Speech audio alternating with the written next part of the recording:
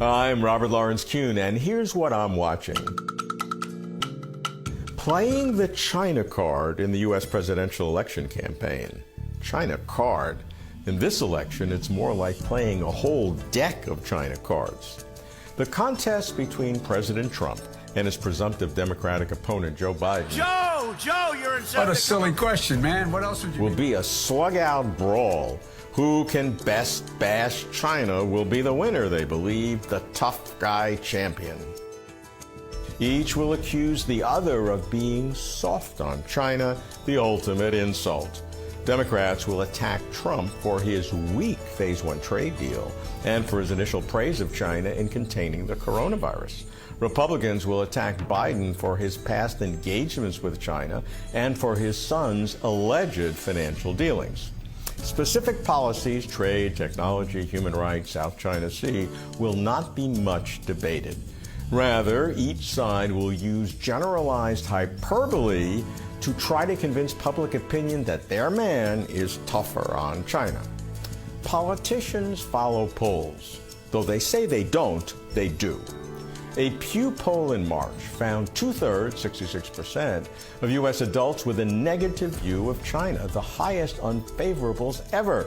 There is a vicious cycle between political pronouncements and public opinion about China, each reinforcing the other in a race to the bottom. Is all this negativity furthering long-term American interests? Of course not. But then neither is the anti-American vicious cycle between Chinese officials and Chinese social media furthering Chinese interests. Notwithstanding real issues on both sides, simplistic bias and one-dimensional stereotyping on both sides is a recipe for confrontation, not cooperation. For decades, the China card has been played in American elections. It was who lost China in the 1950s. In the 1992 presidential campaign, after 3 hard years in Sino-American relations, Bill Clinton took a hard line on China to attack his opponent, George H.W. Bush. However, once in office, Clinton sought better relations with China. From then on, Chinese leaders recognized that they should not take too seriously how China is bandied about in American elections, but simply seek to work with the winner, whoever it would be, in a business-as-usual manner. One hopes, this cycle, it will be the same, though one worries it will not. When playing the China card in the coming campaign, accusations against China will be made. Alleged unfair economics, job loss, intellectual property theft, cyber theft, human rights violations, militarism, aggressive foreign policy, the pandemic, of course. But none, I suggest, is the deep reason. The deep reason is nationalism, which features in leadership cycles in all societies and all social systems.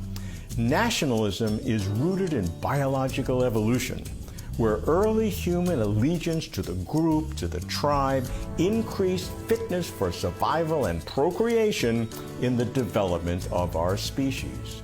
Human beings have confirmed over and over again that they will bear any hardship, endure any pain, to protect the sanctity and pride of the group, which today is usually the nation state.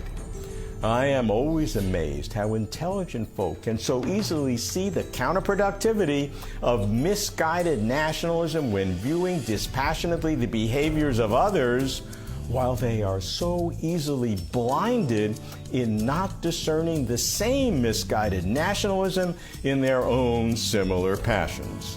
After the U.S. election is over, a window of opportunity shall open for China and the U.S. to reset relations. The window will be narrower than normal, and the differences will be wider. Still, I have hope. I'm keeping watch. I'm Robert Lawrence Kuhn.